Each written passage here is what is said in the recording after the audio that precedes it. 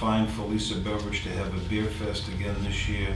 She would like to have it on 1/27 from 12 to 3.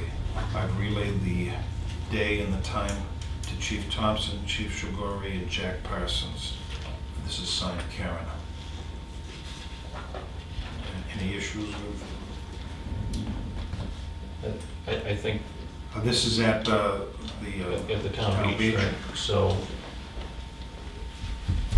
in my view, it needs to be okay with the police department, fire and rescue, and as always, we need a certificate of insurance from her with the town as a named insured for the event.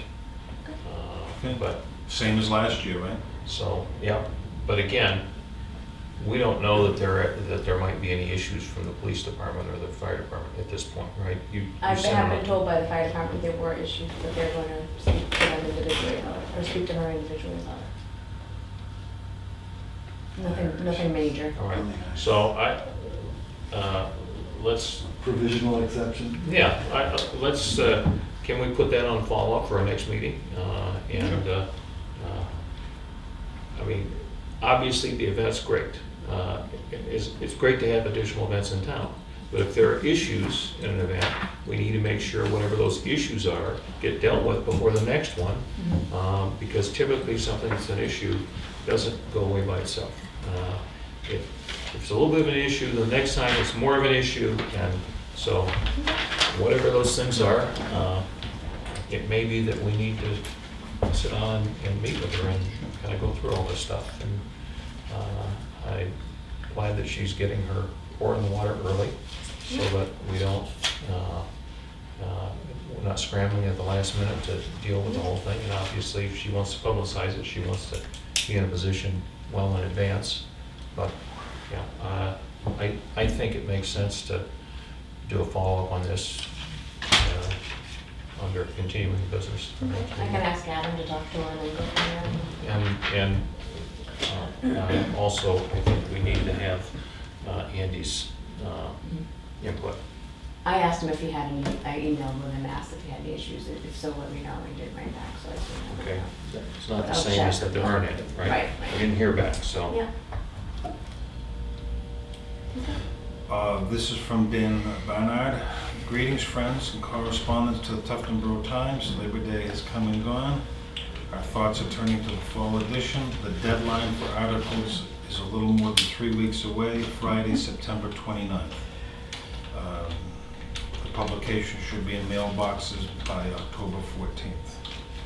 I know we've all had a busy summer. I hope a good one. I hope you can take a few minutes and help us out putting out another good issue.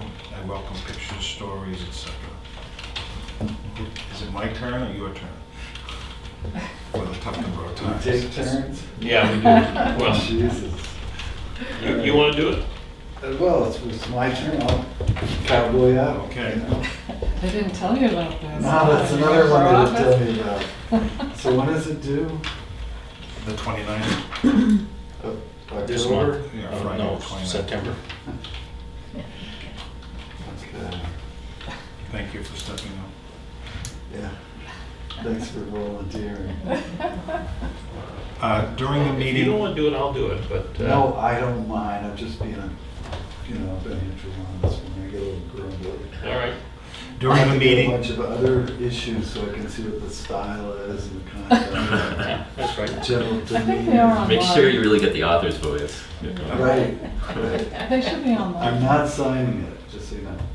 Aren't they online archived? What's that? Yeah, it is.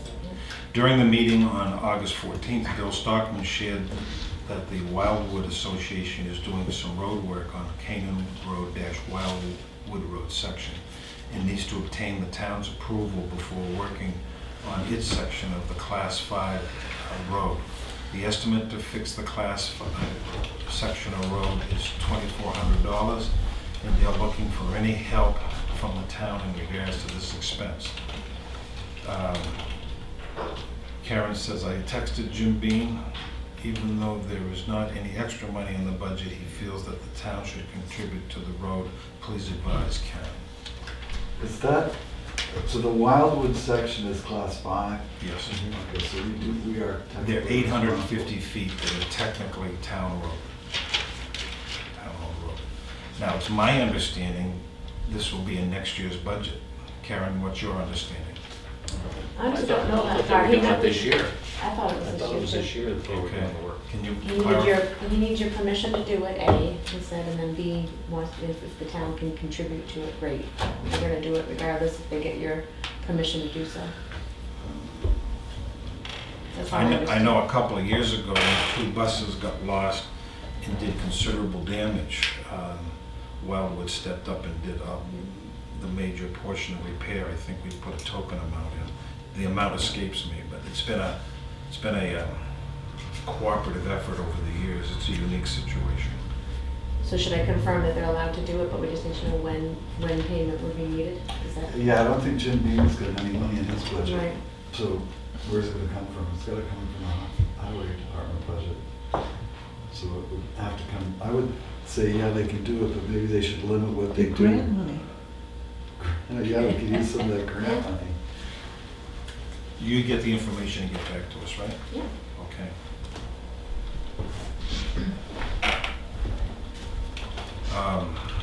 This is Sit from you, Bill. Did you talk about milfoil? Yep, I did.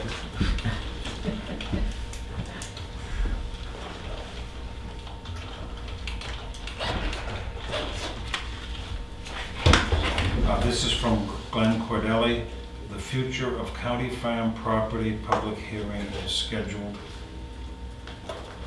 at the county complex, September 16th, starting at 1 p.m.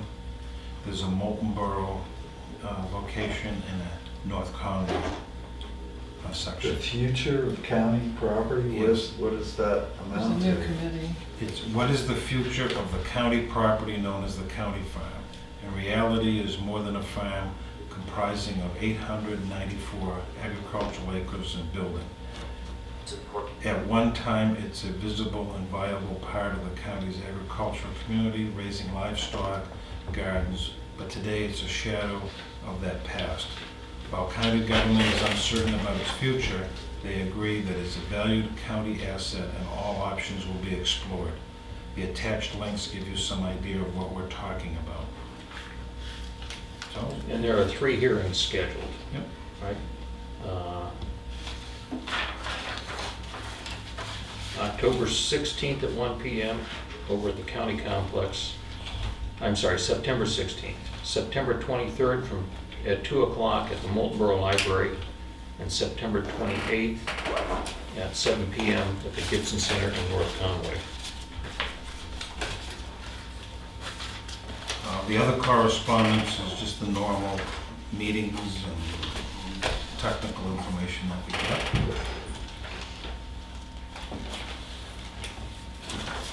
Well, it was nice of Representative Cordelli to keep us fully informed, because Okay. that certainly isn't informative at all. Yes.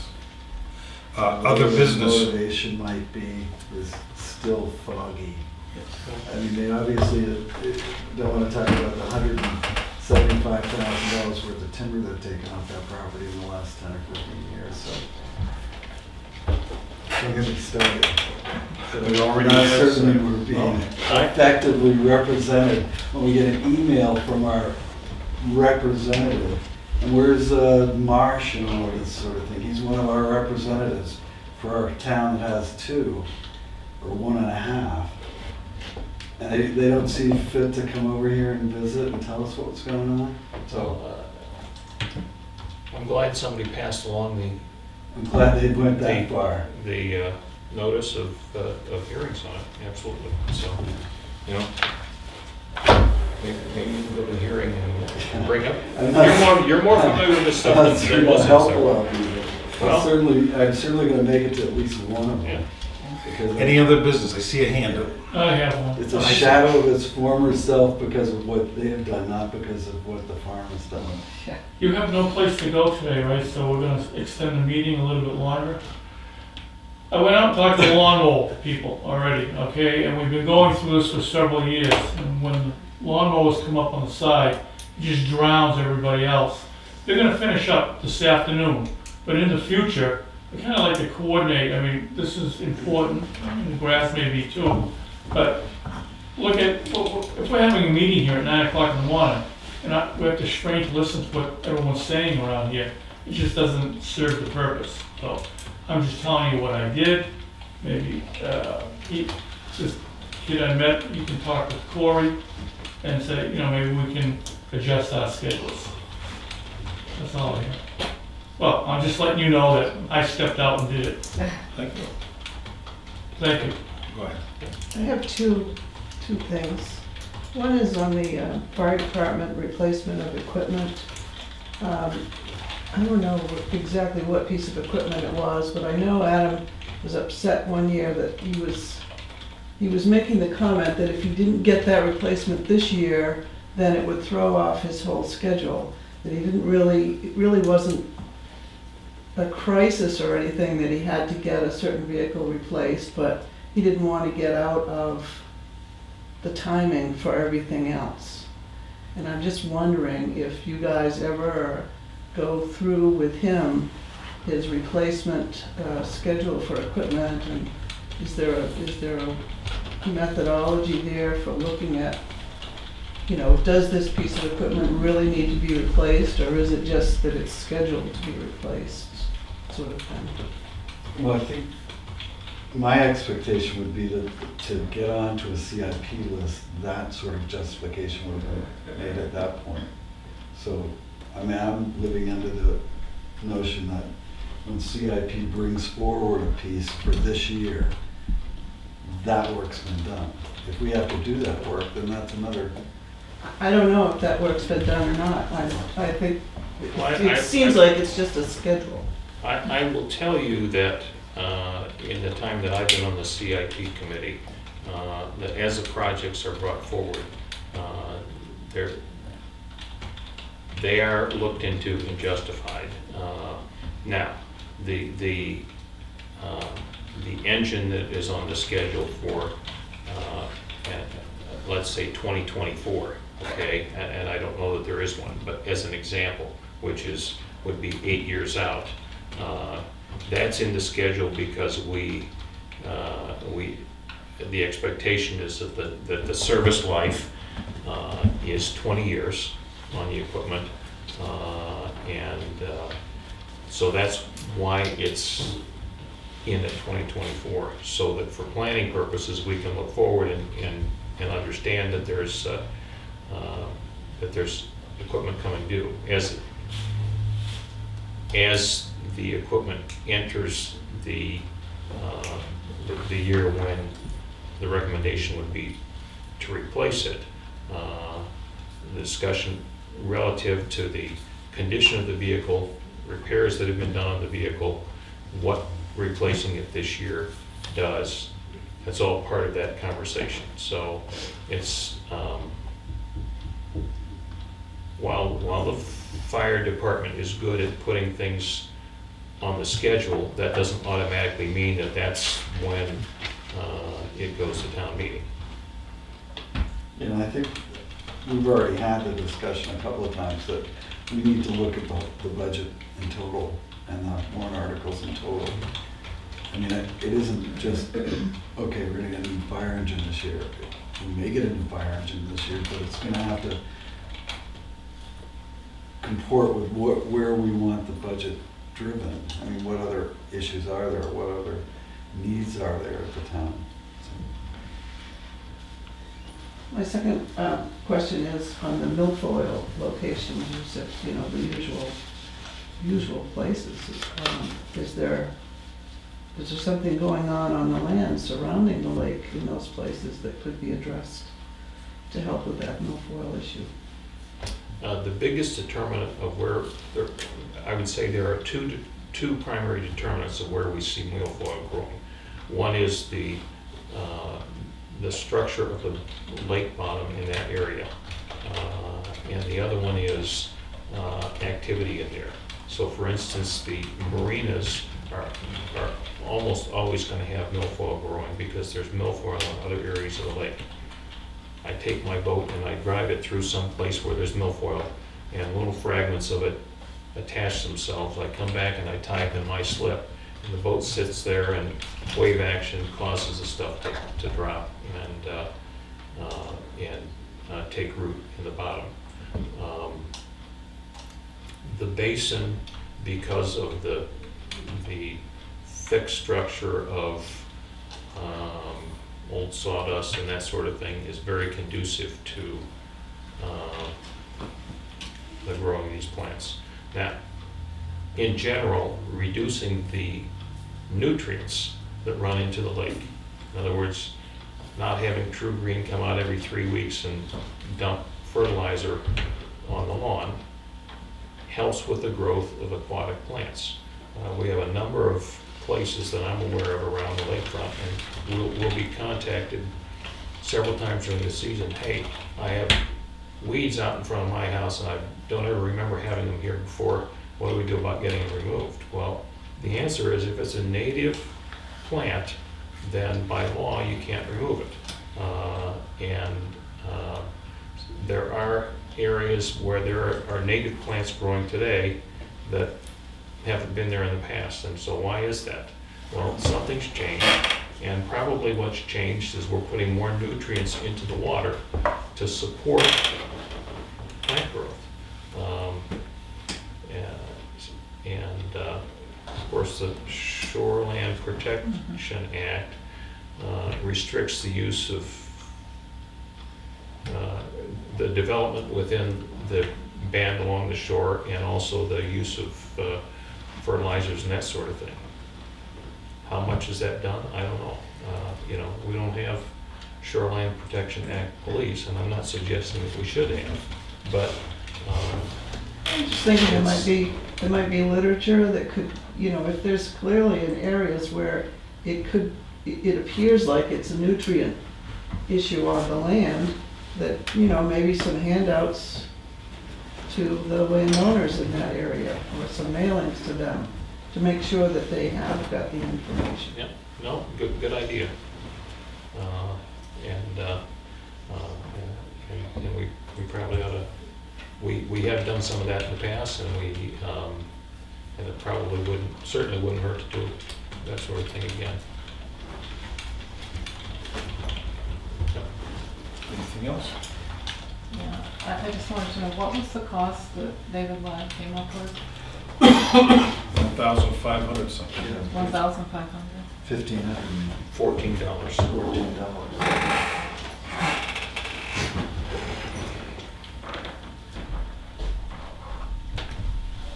I saw another hand here. Chip has been talking in a number of meetings about putting things out to bid. Last year, the town report was not put out to bid.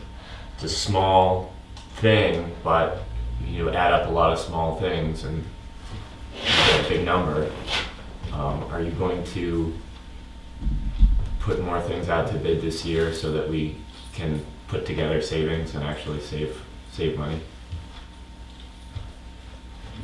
Well, we're gonna continue to have the discussion. I don't think we've come up with a policy, if you will. I don't know how many publishers of town reports there are, so. Karen, how many, I know in past years you've contacted a number of companies and have asked for proposals, right?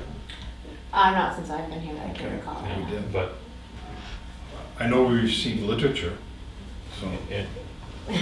and we have changed, again, before I was on the board, we have changed printers on the town report, and done so, in my memory, at a considerable savings over the prior printer. You are correct. So, right? Yep. It's also possible that you wouldn't even, going local is great, but it's possible that you could print the reports through, Amazon I don't know whether that would be a cost savings, but it's something to examine. And again, I'm not really speaking specifically about the town reports. It's one place where, as I said, things add up. So. Well, as each occurrence happens, I'll bring it up again and again, so Sure. we'll try to do Thanks, it Jim. more often. And maybe when all of our seasons slow down a bit, we can talk about a policy.